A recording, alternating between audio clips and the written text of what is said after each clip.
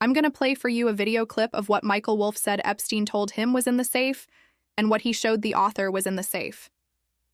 Ted Lieu words today, I'm about to show you something that was never supposed to resurface. 38 seconds. That's all it took. For the entire room to fall completely silent. No movement, no reactions, not even a breath out of place. Just a voice, playing back something that should have stayed buried. The moment it started, you could feel it. Something wasn't right. People looked at each other. Not in confusion, but in recognition. Like they had just heard something they weren't meant to hear. And then, it stopped. 38 seconds later. No explanation, no denial. Just one word. One word that said everything. If this is your first time here, subscribe and turn on notifications.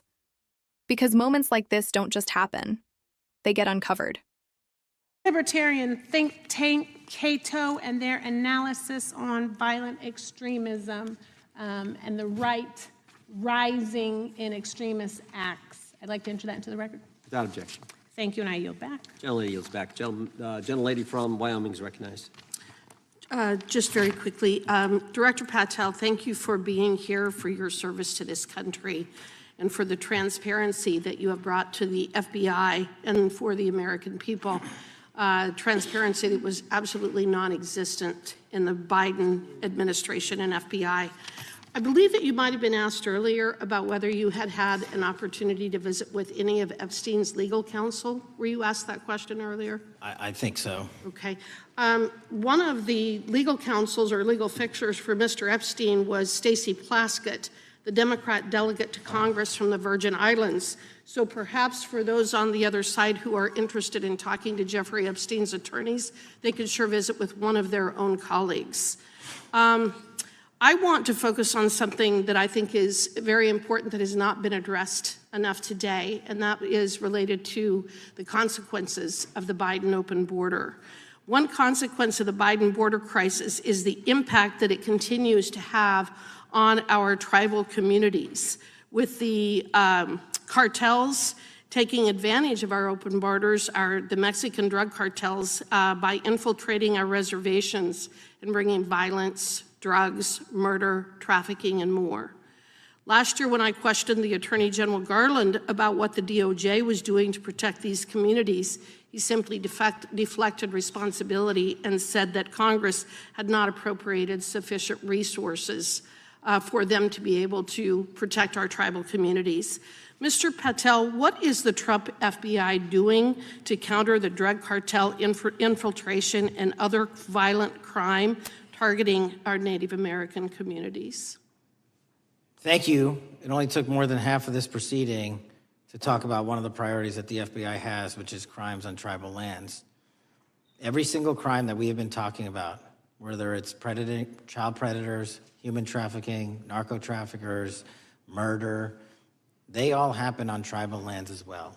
And I've said since the beginning, it is a priority, which is why we launched Operation Not Forgotten on tribal lands.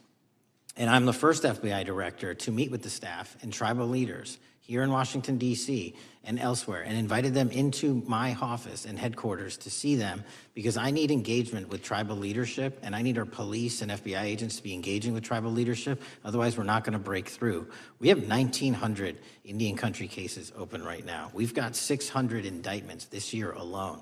We cannot forget tribal lands. Every single one of those people lives in the United States of America, and it is an absolute priority to protect them and their children just as it is anyone else. So I think it's fair to say that what Mary Garland testified to, that the FBI and DOJ did not have the resources to address that. I think that that was an absolutely false statement. Would you agree with me? It's a decision by him not to do so. That's not my decision. At the end of August, the U.S. Attorney and FBI announced that nearly 100 personnel representing members of the Safe Trails Task Force operated near Wyoming's Wind River Reservation to assist with reducing drug trafficking and illegal guns. Director Patel, you have routinely stated that it is your mission to partner with and strengthen local and state law enforcement partners. How does the task force and other FBI efforts bring tribal law enforcement into this process? The major problem with tribal lands is the sheer tyranny of geography and the amount of coverage that they have on land versus the personnel they have to do it. So what we've done is constantly surge resources to tribal lands across this country on a 30, 60, 90-day rotating basis, reporting back to us saying who needs more.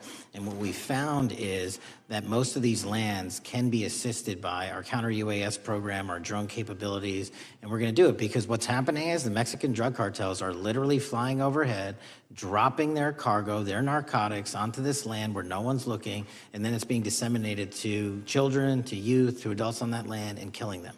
And we got to stop it before it gets dropped off. Well, and your testimony proves that the Biden administration did not lack the resources to address drug and violent crime in tribal communities or around the United States.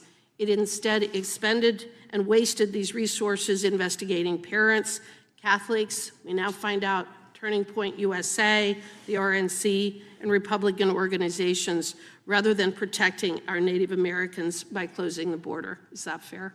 I think so.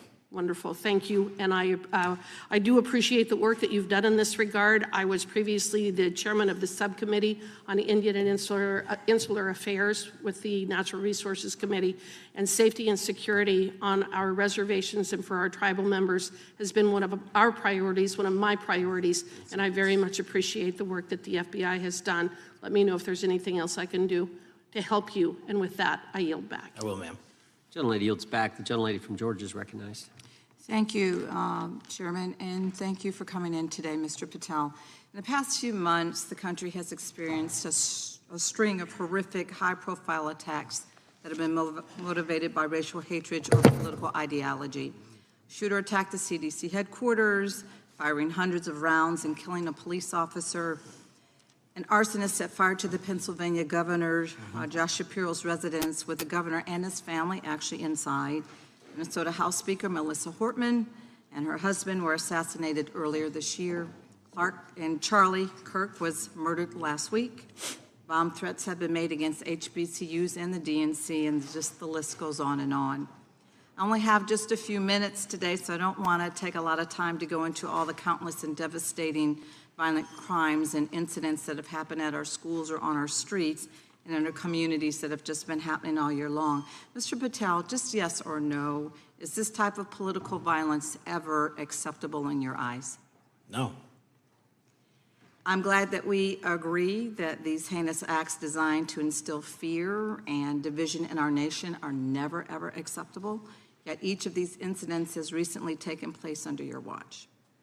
The FBI's website states that protecting the United States from terrorist acts is the FBI's #1 priority, including from domestic terrorists. Is this still your #1 priority? Domestic terrorism? Preventing domestic terrorism. Our #1 priorities are protecting the homeland and international terrorism and crushing violent crime, and domestic terrorism sort of interlays between both of those. Okay, so, well, then I'm glad that you're giving us the right answer, but unfortunately, your actions kind of tell a different story.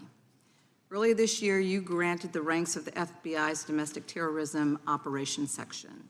This is the section of the FBI that is most directly responsible for addressing political violence in our country by preventing attacks from occurring and effectively responding to them if they do. The agents in this section are the ones who stopped an individual stockpiling weapons, who planned to attack schools and churches in Florida and seized bombs made by an ISIS sympathizer in New Orleans. And instead of ensuring that this section has all the resources that it needs at a time when its mission is critical, you fired its decorated veteran FBI agents who have served their country proudly under Republican and both Democratic presidents, and you scrapped the tools that they developed to fight domestic terrorism, including the National Domestic Terrorism Incident Database.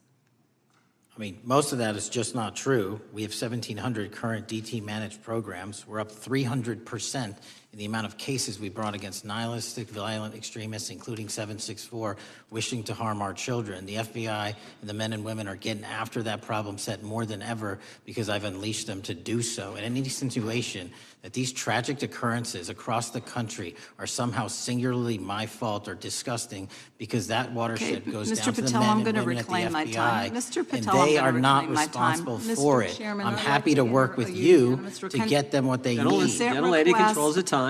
Unanimous consent request. She'll state a request. Thank you very much. Into the record, an article from Reuters titled FBI Scales Back Staffing, Tracking of Domestic Terrorism, Probes Sources Say. Thank you very much. Without I objection. appreciate that. So, Mr. Patel, and it isn't just the domestic terrorism operations section. Under your watch, agents are fully diverting their attention to these anti-immigrant and city takeover operations, leaving our children vulnerable to dangerous networks of online predators, both domestic and international.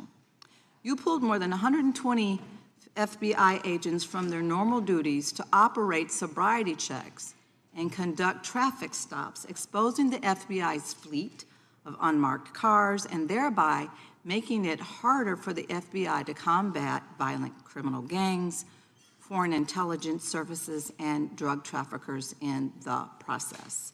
That's simply not true. If we were not able to do two things at one time, how would we be Patel, I seizing reclaim record my amounts of time. I reclaim my fentanyl? time. 23,000 Chairman, I'd like to violent enter felons have into been the arrested. Time belongs to the Consent More gentlelady. than twice as many as request. Time last belongs year. to the gentlelady from Georgia. Thank you very much. And this request basically is, it is an article from Reuters, which quotes law enforcement officers familiar with agents who once covered child exploitation cases, but now focus on immigration child exclusive. Thousands of agents diverted to Trump immigration track down. Mr. Patel, in the short time I have left, your tenure as director of FBI has been somewhat problematic. Americans are left safe, definitely less safe under your watch. You have gutted the FBI's ability to keep safe from domestic terrorism. You have sent FBI agents to conduct traffic stops and round up hardworking immigrants who pose no danger to public safety. People even President Trump referred to as good, long-time workers. Your job is to protect and serve the American public. Time of the You have gentlelady. spent your time protecting heinous individuals and using the FBI to serve as a political circus. You at times have appeared unequipped, Time and of this the country gentlelady has deserves better, expired. and I yield. Gentlelady yields May I back. respond? Sure can. Simply put, what is it? Are we failing? If we're failing, how are we arresting 23,000 violent felons? Twice as many as this time last year. Are we failing? Because if we're failing, how are we seizing 1,500 kilograms of meth, 25% increase from last year? Are we failing? Because we captured 4 top 10 FBI most wanted from around the world in 7 months. That's more than the entirety of the last administration. Are we failing? Because we put 1,500 child predators in prison. Are we failing? Because we dismantled 300 human trafficking networks. Which is it? You don't like me, that's fine. But don't you dare disparage the men and women of the FBI that are producing record results in historic fashion to protect this country. They are kicking ass for America, and they're going to continue to do so. And we appreciate your leadership. The gentlelady from Florida.